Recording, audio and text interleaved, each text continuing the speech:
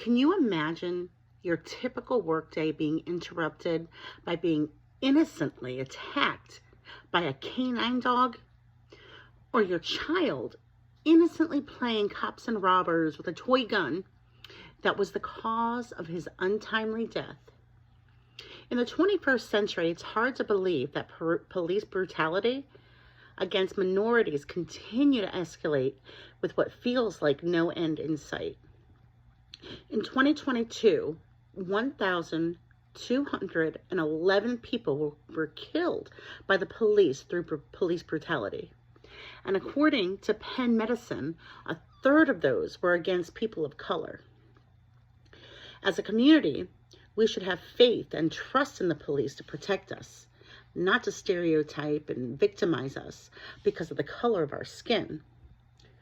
We should be able to depend on them when we are in need, when our car breaks down, when our lives are in danger, and to provide us with safety at public events.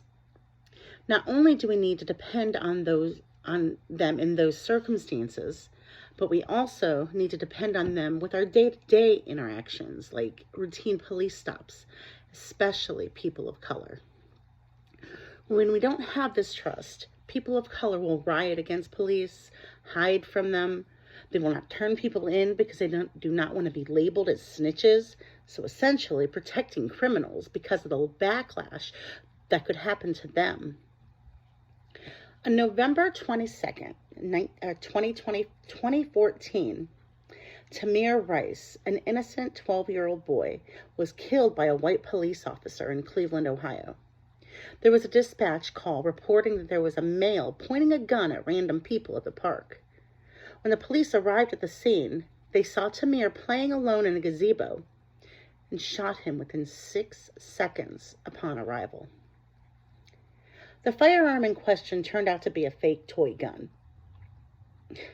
Then, on July 4th, 2023, so a little under 2 months ago, Jadarius Rose was stopped at a routine traffic stop because he was missing a mud flap on his semi-truck. And even though there were warnings from one officer to not release the dog while Jadarius had his hands up and was appearing to be surrendering, another officer did just that, and the dog continued to bite Jadarius for 30 seconds, which is a long time to be bitten.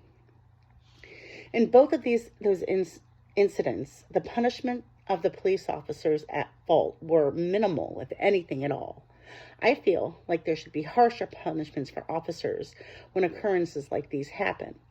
Examples of punishments are suspension from their position, including termination depending on the action, and or retraining on how to handle situations using verbal de-escalation.